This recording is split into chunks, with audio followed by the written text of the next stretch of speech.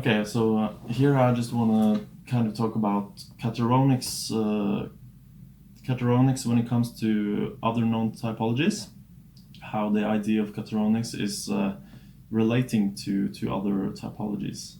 And the thing is, I have this image here. I kind of made that image. It was kind of a meme, this image, but you have this iceberg, and you have the surface of psychology, and you have the depth of psychology on the bottom. So the surface is like a stereotype, kind of just wild guessing, and maybe not just like kind of childish ways to be practical, right? And that works when we are children.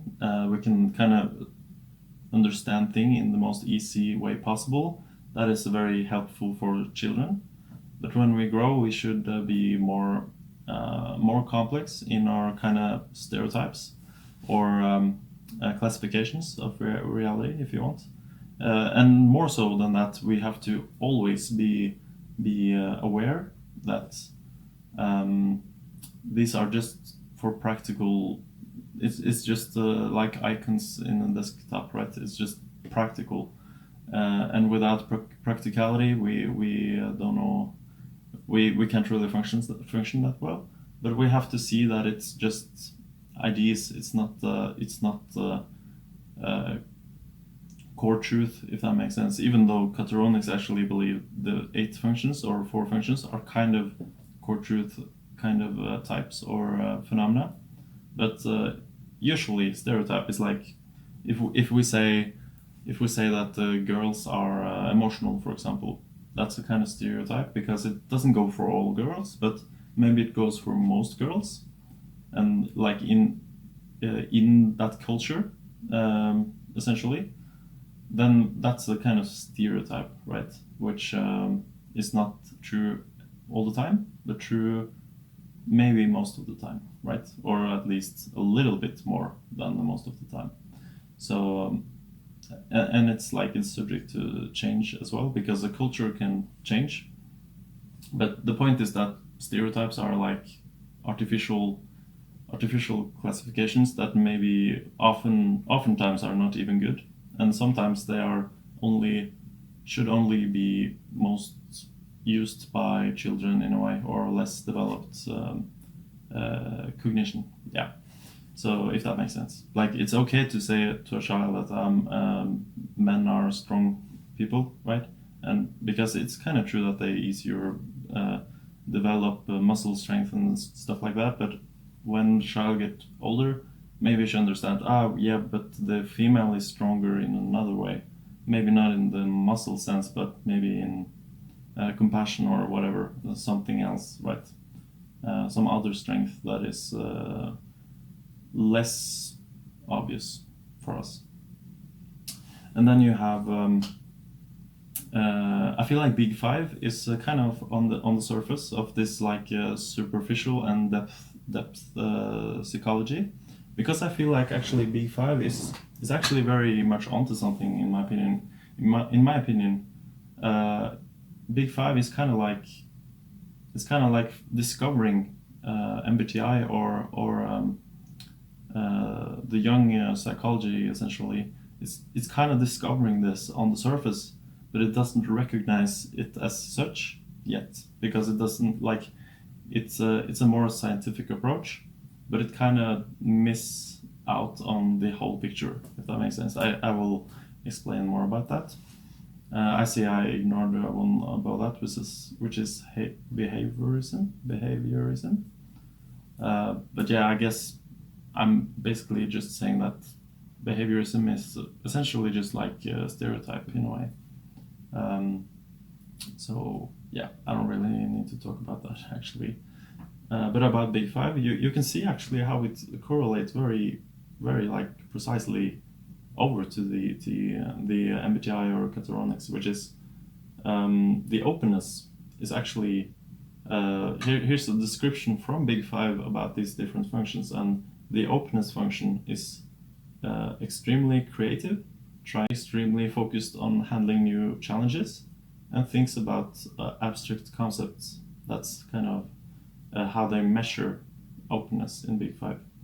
And you already see this, we already talked about this in the previous section, right? That intuitive people are more resilient in the perspective sense, because they are more willing to try new things, like trying new belief systems, for instance, just to be sure that they prefer one belief system above another, or if they can get some insights from it.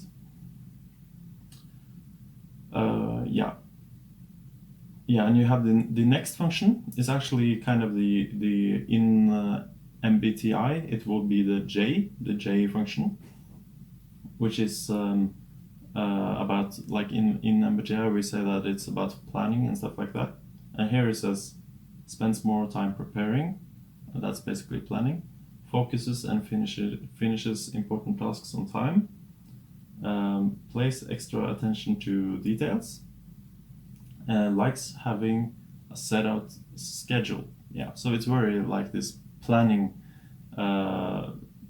function from MBTI, which is judgment, as it's called, the J in the personality type. For example, ISFJ, for example, and it kind of overlaps exactly with this. Though the pays extra attention to detail, we would maybe say it's more like SI in MBTI, which is also strongest in the J personalities, the SJ personalities. So that's also sort of an overlap in a way. And when we plan things, we have to be somewhat detailed. So I think even ENFJs and INFJs and stuff, they have a sense of detail to their plan, right? Even though it may not be detail in the sensory physical way, if that makes sense. And extroversion is of course the extroversion part in MBTI, which is if you are ENFP, for example, you get high extroversion in the Big Five personality test, which is described as love being in the center of attention, conversation starter, enjoys meeting with new people, naturally being able to make new friends. So this is, yeah, it's kind of self-explanatory, I would say. Like this is the same thing as in MBTI when it comes to extroversion. And if you look at this, it's like this is more similar to Myers-Briggs or MBTI than it is to the young functions. So you could say that MBTI is kind of bridging. It's kind of bridging this more superficial Big Five personality traits with the deeper Carl Jung personality traits. And agreeableness is basically feeling in Myers-Briggs. So how it is defined? It shows a lot of interest in other people, just like feelers does in Myers-Briggs. Of course, because they are, like saying Kataronics, they are very like they have the perception of what is alive and what is most conscious, right? And so of course they are interested in people, and they usually care about others, other living beings. For example, a horse or animals as well, because they have the perception of what is alive, and they feel empathetic towards other people. Same thing. They feel connected with who they really are, their self, and who are we really? We are naturally empathetic towards other people, and because they are essentially a part of us, right? We're like this big conscious being, and we are not really separate from each other, because we're like this soul family, right? If that makes sense. And of course they love helping people, loves helping, and that makes also sense with the same thing. Yeah, and actually the term agreeableness, maybe not the best term that the Big Five actually chose here, but why did they choose it? Because they see that these people want to be more agreeable, and that just means they want to have more harmony with other conscious beings, right? Because they recognize that a harmony is the natural state of consciousness, which is obtained by forgiveness and love and seeing each other's perspective and accepting each other, right? It's a natural part of being authentic and knowing who we really are. Yeah, and the last one is actually, it doesn't really fit in the MBTI because that's kind of the fifth factor, right? While the 4 factors in a personality type is essentially the ones above. And you could say that the ones above is basically intuition, the J, and the E, and the F for feeling. And what does that mean? Basically, Big Five is measuring. They are measuring how ENFJ a person is, how much E that person have, how much intuition they have, how much feeling they have, and how much J they have. That's what Big Five is measuring. And you can see this very clearly now, that neuroticism is actually what the 16 personality theory has added on their theory. So in that theory you can get like INFP-T or INFP-A. That means, are you an INFP with high neuroticism, or are you an INFP with low neuroticism? And if you have high neuroticism, you get turbulent in the 16 personality system, because it means like you get upset more often, more dramatic mood swings, and you can feel anxious when you have neuroticism, which is kind of a trait of the turbulent personality types in 16 personalities. But 16 personalities, they tried to see a positive part about having higher neuroticism and a positive part about having less neuroticism. Big Five just says that a high neuroticism is bad, that you should have low neuroticism. So the 16 personality take there is different, essentially. But as we see in Big Five personality, there is just like, they want you to be open, they want you to be like high J and high extroversion and high feeling. That's kind of how Big Five measure success in a way. They believe that the more E, N, F, and J you have, the more successful you will be. And of course that is kind of true, you know. Of course it's true if you exercise those and you get a better person, you become a better person with that. But the flaw is that it only measure E, N, F, and J. So this theory kind of completely ignores that you should also develop your introversion, your sensing, your thinking, and your perceiving, like a flexible part of your psyche, if you want. So that's actually kind of what's really kind of fun and sad about this Big Five personality theory, is that if you have an ENFJ take this personality type test, they will of course get overly happy, because they already developed all of this, right? So they already know that they will be successful in terms of what Big Five measure to be a success.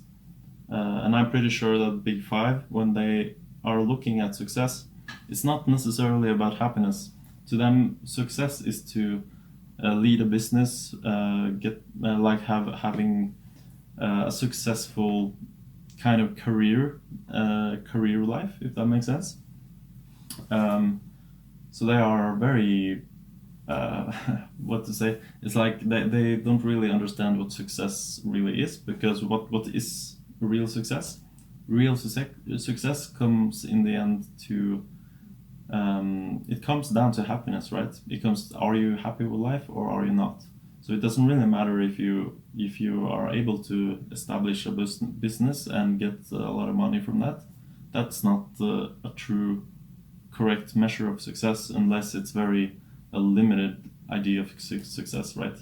Because the real success is how much do you enjoy life and how much are you in love with life and yourself, and how much are we essentially embodying this heaven on earth that we are supposed to embody, right?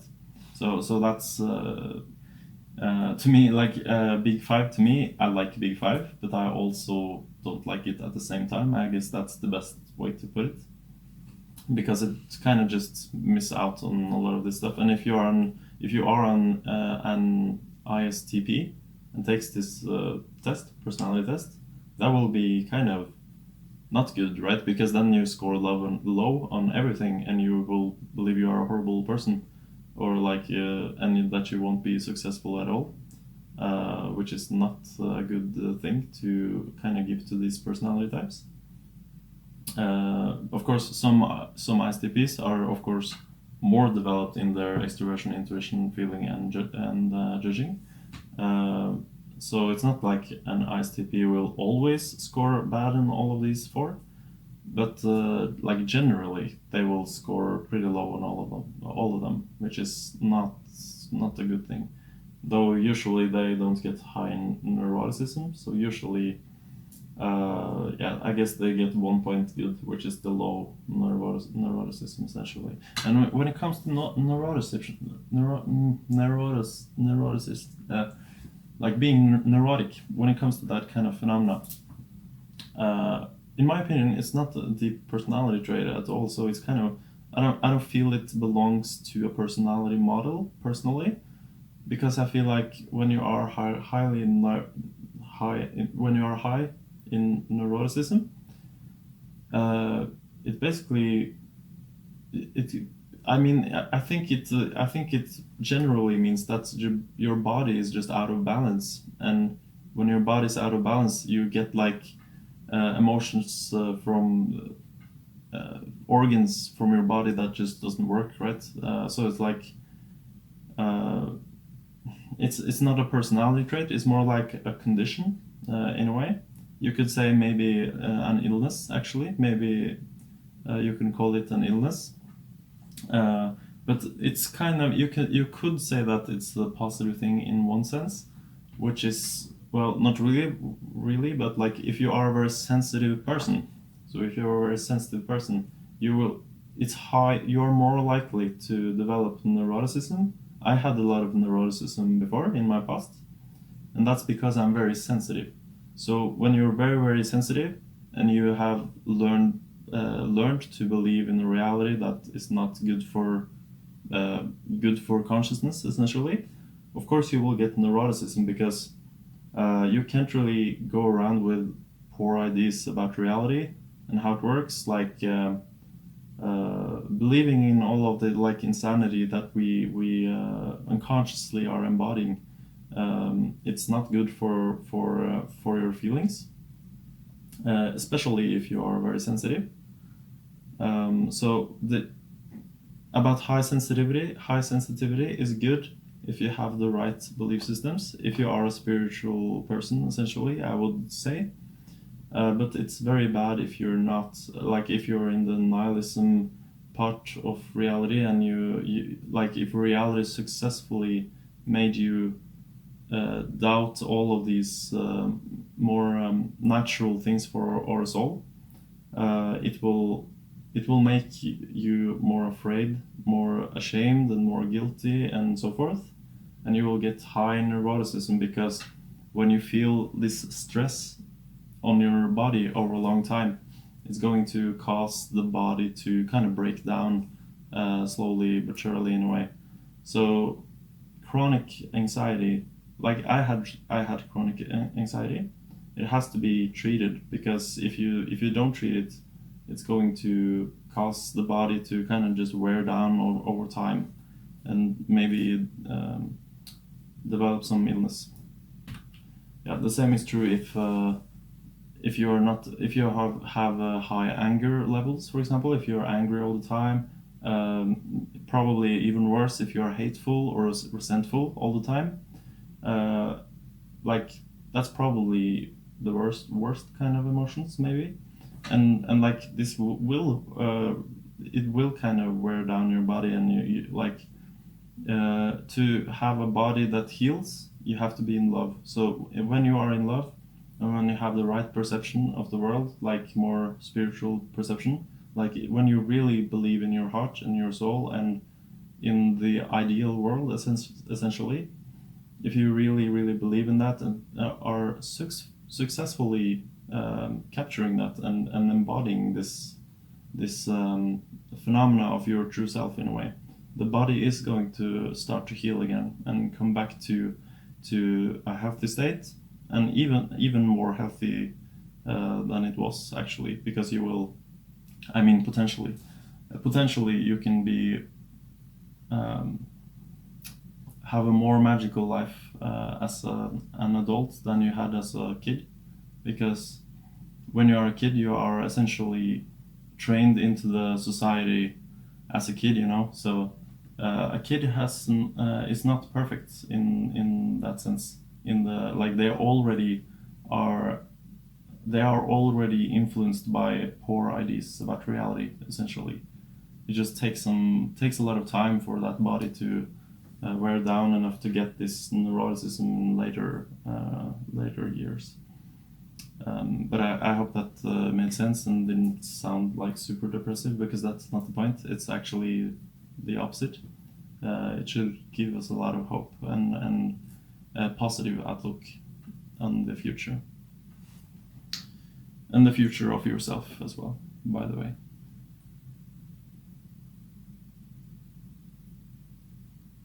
Yeah, another critic about this Big Five personality system is that it's like they scientifically are measuring like the surface reality of our psychology, and the danger about that is that the way they are doing it may be like the factors they are measuring may be like a cultural manifestation of that function, like of, for example, openness. Like openness in the society there, in that time and space, may be recognized in a form that doesn't really necessarily is that same form in the future or another place, if that makes sense. So, for example, maybe in older time, openness was defined as just being creative and having good, lively fantasy and imagination, while in the future, openness might be more defined as knowing how the metaphysical reality is operating, right? And that's a very different way to define a function, which is again depends on the cultural manifestation of the idea of the time and space we are finding ourselves in. Yeah, and you have furthermore in this meme you have Carl, actually socionics. I can say a little bit socionics. To me, socionics is kind of very thinking, detail oriented system. And I feel like that's kind of the strength of the system, that they are so detail orientated and want to understand how these functions are functioning together in certain stacks and so forth. But it's also kind of the weakness to it, because I feel like some of their like seemingly pinned down precisions are instead just misleading and kind of doesn't really capture the idea, while other details are suddenly catching some ideas that is very interesting and relevant, if that makes sense. So I feel like this socionics part is like kind of like it's kind of a hit and miss psychology to me. but I feel like it's doing a pretty good job overall. It's like it's worth looking at, and I think they have a very precise idea of some functions, like for example extroverted sensing. I feel like they are more on point there than the MBTI is. Yeah, and Kataronics is of course another, like, it resembles socionics, because I'm a little bit inspired by socionics as well, even though I don't really have the detailed stuff in my theory, I guess. And it's also to have a name that is kind of clinging familiarly to typology systems, if that makes sense. Yeah, and Young is the most deep layer, I would say. As I said, like this 8 or 4 cognitive functions that he found and like found through his dreams and intuition, essentially. In my opinion, is a real, like, more real archetypes or real phenomena that everything emerges from, if that makes sense, from the like core base of existence. And then, just for fun, I actually wrote Kataronics even below that, because, not gonna lie, I feel like Carl Jung did very, very well, but I feel like, at least on some aspects, I'm doing better. But I'm not as logically competent as Carl Jung, for instance. But I feel like I'm reaching even deeper, at least on some of his ideas. Because remember, Carl Jung actually got this from his dreams. He got these ideas from his dreams, and like dreamy spiritual experiences that he had, and then he defined them logically, right? So it doesn't mean that he interpreted this information that he got in the correct sense. He just got this information and tried his best to interpret what really what is really there, right? So actually, maybe that's kind of arrogant, I don't know, but I feel like Kataronics is doing better than Carl Jung on some aspects. Actually, I feel like Carl Jung is maybe a little bit too kind of dark in his ways, I would say. Yeah, I feel like he was probably an NT personality or something. Like, at least he had a lot of logic and intuition, everything.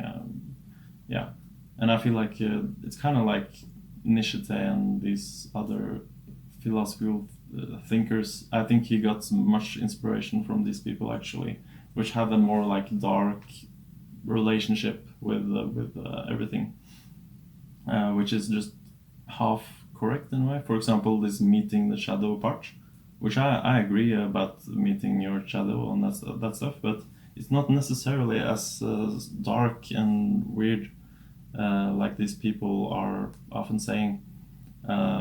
For example, your shadow could be that you are actually cringe, but you are denying that you are cringe. So it's kind of more, there's a lot of our shadow which is more innocent than we realize. So we go around and like we fear the worst. Like we are we some kind of am I a murderer without knowing? For example, that's kind of the shadows that we fear the most, and maybe those shadows are more likely to just be the shadow of making you fear facing the shadow, if that makes sense. Because it's you can actually, it's kind of intuitive actually. The most scary part about meeting a shadow is always just going into that scary wood with the shadow within it, right? It's like the wood is more scary on the outside than when you go inside it, and that's why exposure therapy is so effective, right? Because then people understand that it's not that bad after all, after going into the exposure, right?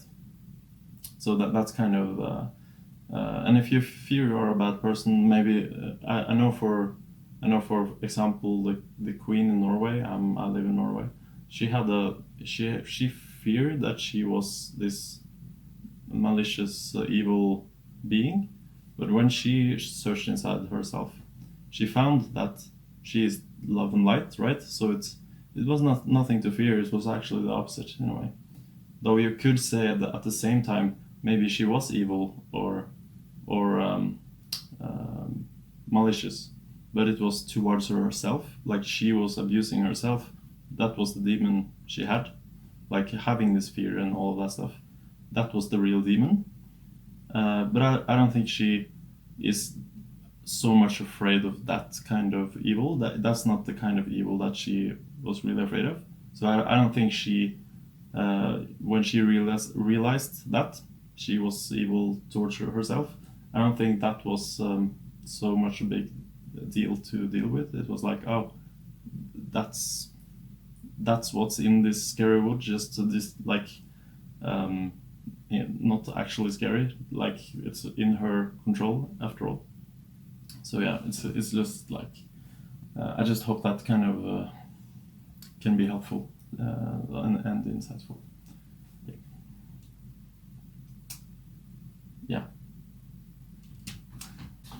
Actually, so let's take a look at this as well, which is more into the Carl Jung typology. And he said this, like, this is his quote: you could find your soul in desire itself, but not in the objects of desire. If you possessed your desire, and if your desire did not possess you, you would lay a hand on your soul, since your desire is the image and expression of your soul. Carl Jung. Yeah.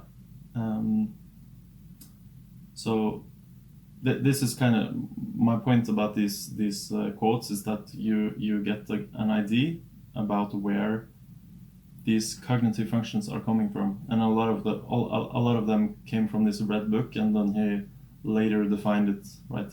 So as he said, like the like vivid experiences that he had with his dreams and stuff was kind of leading to this. It was the foundation of everything that came later in his life. All his theories and stuff. It's essentially his spiritual experience ended up in rethinking reality, essentially, just like I'm doing in a sense. Though I just had this one experience, but he had many dream experiences. So he discovered on his but I made discoveries on my erring through events, humanity, and the world. I wandered for many years, so long that I forgot I possessed a soul. I belonged to people and things. I did not belong to myself. That's the discovery he made. And I would say you could already see that this is FI, that he kind of are taking up, like he's kind of seeing his dreams and this FI function coming to him, because what is FI? It's what you like, what you prefer, stuff, right? Your own heart feelings. So if you know what you desire from your heart, basically if you possess your desire and the desire did not possess you, that means the unauthentic self, like what does not come from your heart, what is not your desires, but that is desires you learn from somewhere else, then you are possessed by something else, right? If you are becoming a racist, for example, you are not yourself anymore. You have a desire that is not you. It means you have low FI in, at least in that context and dimension. While an FI hero would actually have would be more resilient to become something like a racist. It would be harder to turn an FI hero into a racist, and that is kind of why FI dooms or heroes are seen as morally having good morals, essentially, and caring about others and empathy and all that stuff. And how should I the shaper you, who are you, child? My dreams represented you as a child and maiden. Forgive me if I speak as if in a dream, like a drunkard. And that is kind of, again, FI. Like this child and a maiden is basically, in my opinion, resembling the introverted feeling function, which he later defined in his book about psychology. And you already see that, like, FI people often have like this childlike way to be, and even maybe feminine way to be, like fantasy and like going into delusion and imagination and all this stuff. Like that is very FI in a sense. Yeah, so I see Carl Jung typology as very, like, it's deep good stuff, but it's a very NT heavy typology, I would say. It's very downloaded from the metaphysical body and then logically kind of mapped out, very thinking logic or geometric logic, if that makes sense. Yeah. But again, I love Carl Jung a lot. He is actually much more on board with my ideas than I knew, because I actually didn't wanna see what Carl Jung did with his functions, because I was like, is this just another NT person or something that kind of just makes the same mistake as everyone else? But when I looked into Carl Jung, I was like, what? He basically found the same thing I did in a way, in many ways at least. So it's very cool. Yeah, and I think when he wrote the book about psychology, psychological types, he was kind of forced to write it in a way that could be more accepted by common people. Which is, but the Red Book, which he wrote, was more kind of an experiment, and he didn't write it to so much for other people to read it. I think it was that's why it was kind of hidden, and nobody was allowed to read that book except very close friends and stuff like that. So he kind of was